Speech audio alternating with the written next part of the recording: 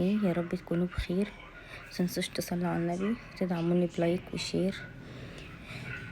النهارده هنعمل كشري مصري. ده بصل قطعته جوليان كده شرايح رفيعه، وحطيت عليه معلقه كبيره نشا، وحطيته في علبه ورجيته قوي عشان ايه؟ البصل كله ياخد النشا. وبعمله اول حاجه بحمره عشان اخد الزيت بتاعه اعمل بيه كل حاجه. انا كده حطيت النشا.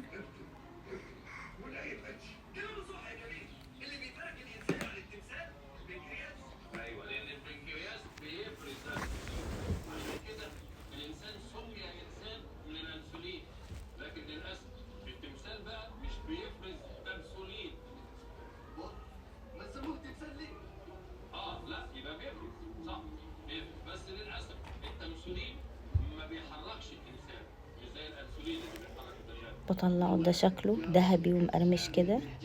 هنا كنت بحمر شعرية، حمرتها عشان اعمل الرز، وحطيت عليها كوباية رز حسب الكميات اللي انت بتعمليها يعني.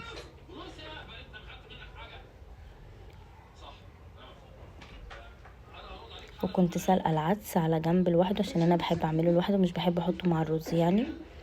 وهنا المية بتاعته بصفيها مش برميها، باخدها بسقي بيها الرز عشان يطلع لونه البني اللي هو بتاع المطاعم. هنا سقيت الرز بقى بيه خلاص كده، حطيته بعد ما موطيت عليه حطيته ونقلته ورا. وده زيت برضو من بتاع البصل عادي، حطيت معلقتين كده.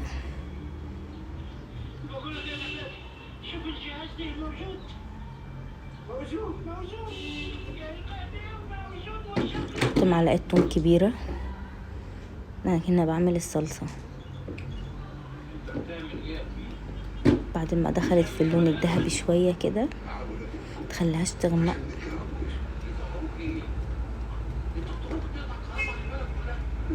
نزلت عليها بمعلقه كبيره كده خل،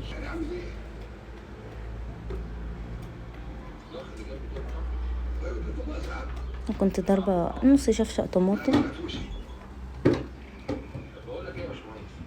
حطيته.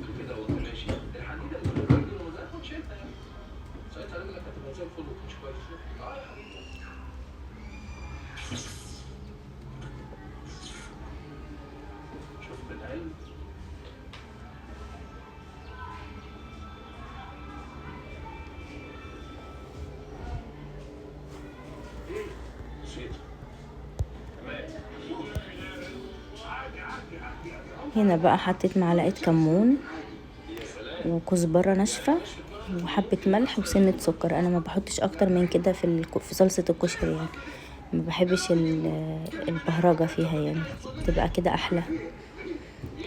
وحطيت لما كنت بسلق العدس حطيت فيه شويه كمون وشويه ملح. ولما جيت سقيت الرز بالعدس انا ما حطيتش ملح على الميه عشان الميه بتاعته مظبوطه،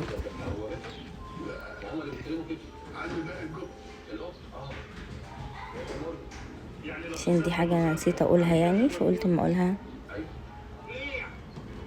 هنا خلاص بقى، هنا بعمل الدقه اللي هي دقه المطاعم، ما بحطش فيها زيت، بحبها تبقى خفيفه شويه عشان الكشري بقى وكده. حطيت هنا معلقه توم كبيره، سبتها تتقلب ثواني كده. نزلت عليها بفنجان خل وعليها بقده ميه،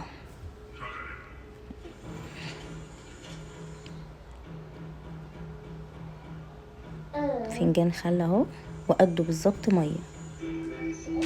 وده بيرجع لنوع الخل بتاعك، عشان انا نوع الخل بتاعي اللي هو نضيف شويه، فبيبقى ايه حراق شويه في الاكل كده، فبزود شويه ميه.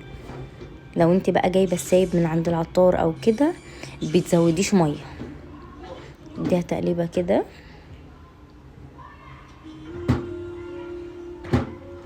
لو وصلت لحد هنا متنسيش تعملي لي لايك وشير. هنا حطيت كمون، ربع معلقه صغيره كده كمون، واحط برضو ربع معلقه صغيره شطه، سنه ملح صغيره كده.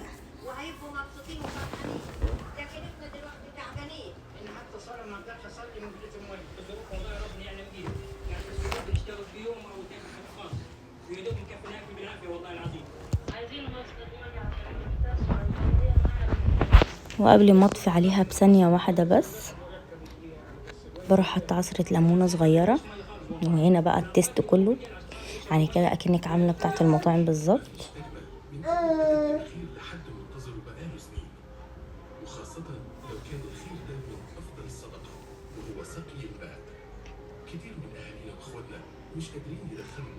هنا بقى بعمل الشطة زيت، حطيت معلقة كبيرة زيت كده او معلقتين، واحط معلقة كبيرة شطة. انا ما بعملش كمية كبيرة لان مش كله بيحب الشطة، ده على حسب برضو انت بتعملي على حسب الكمية وحسب اللي بياكلوا معاكي في البيت.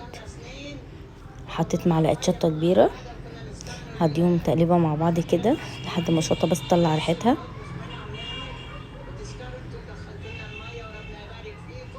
واحط عليها كبشتين صلصة.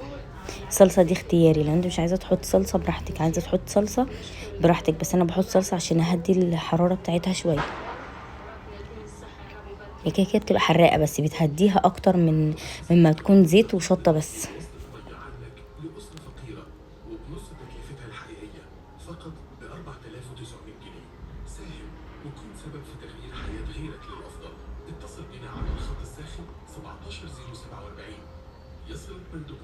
وكده انا كنت سلقت المكرونه، حطيت بس ما بحطش زيت في الحله بتاعه المكرونه وانا بسلقها. بعد اما بصفيها واحطها في الطبق بروح حاطه عليها معلقتين زيت من بتاع البصل، وده هنا بقى الطعم كله عشان تحسي ان انت بتاكلي اكل مطاعم بالظبط بس على انضف شويه. هنا بقى برص الطبق ده حسب رغبتك، احنا بنحب يعني بحب احط رز وكده الاول، وبعدين احط الشعريه المكرونه. ده كميات بقى على حسب ما انتي بتحبي يعني، وحسب اهل بيتك ما بيحبوا. مكرونه وهحط بقى العدس. انا هنا بحب اعمل العدس لوحده، مش بحب احطه مع الرز يعني.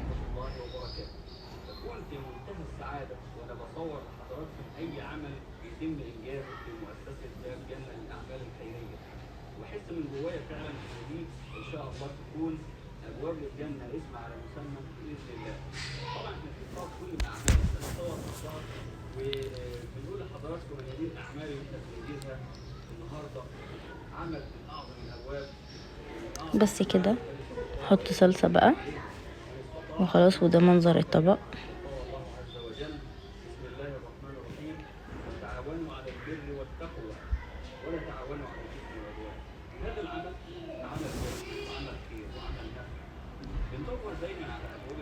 ولو وصلت لحد هنا ما تنسيش تعملي لي لايك وشير ومتابعة.